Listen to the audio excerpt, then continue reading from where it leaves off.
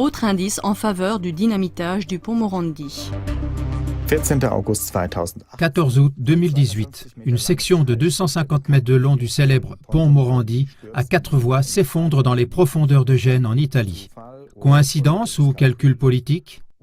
Force naturelle ou acte commis sous faux pavillon? Dans le contexte d'accidents incisifs similaires dans le passé, CLA-TV a enquêté sur ces questions dans son émission du 23 août. Un ingénieur civil à la retraite, spécialisé dans la construction de ponts, a pointé du doigt 2 phénomènes lumineux au début de la seule vidéo publiée montrant une partie de l'effondrement. Il pourrait s'agir d'une explosion contrôlée, puisque les explosions sont accompagnées d'un éclair lumineux.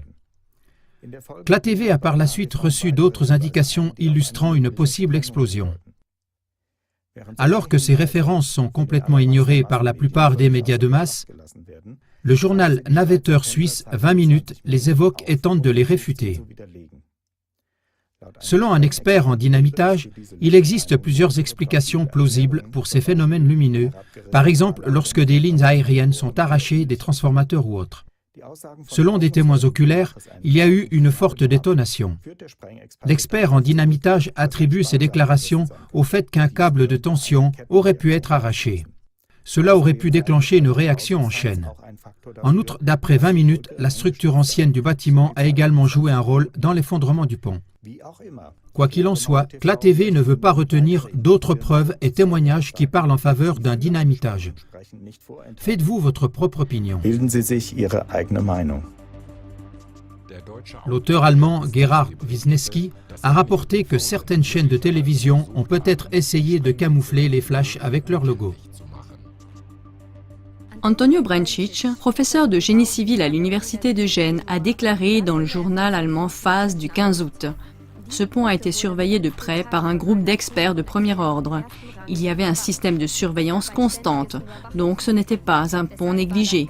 On était bien au courant au sujet du vieillissement des matériaux de construction. Il y avait sans cesse des mesures d'entretien. Le 16 août, Wisniewski a souligné qu'il y avait des caméras de surveillance partout sur le pont routier à 4 voies et qu'il devrait y avoir des images parfaites de l'effondrement. Mais où sont-elles? Malgré les nombreuses caméras de surveillance, une seule vidéo a été diffusée jusqu'à présent, ne montrant apparemment que des voitures en mouvement. En y regardant de plus près, cependant, on peut voir un éclair lumineux à 11h36 minutes 23 secondes, puis les voitures dans la voie de droite ralentissent et allument les feux de détresse. Un conducteur de camion a signalé une explosion et une onde de pression. Je venais d'arriver sous le pont.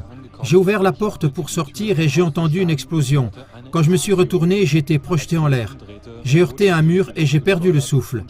L'onde de choc qui m'a renvoyé m'a sauvé la vie.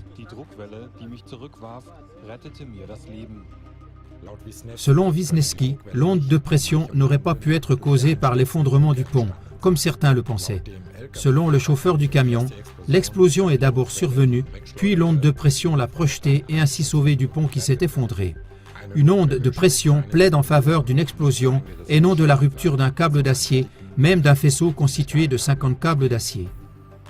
Selon un téléspectateur de CLA-TV, le rapport d'un témoin oculaire du chauffeur du camion est apparu dans l'émission de la radio bavaroise le 16 août à 16h. Pourquoi cette émission n'est-elle plus disponible?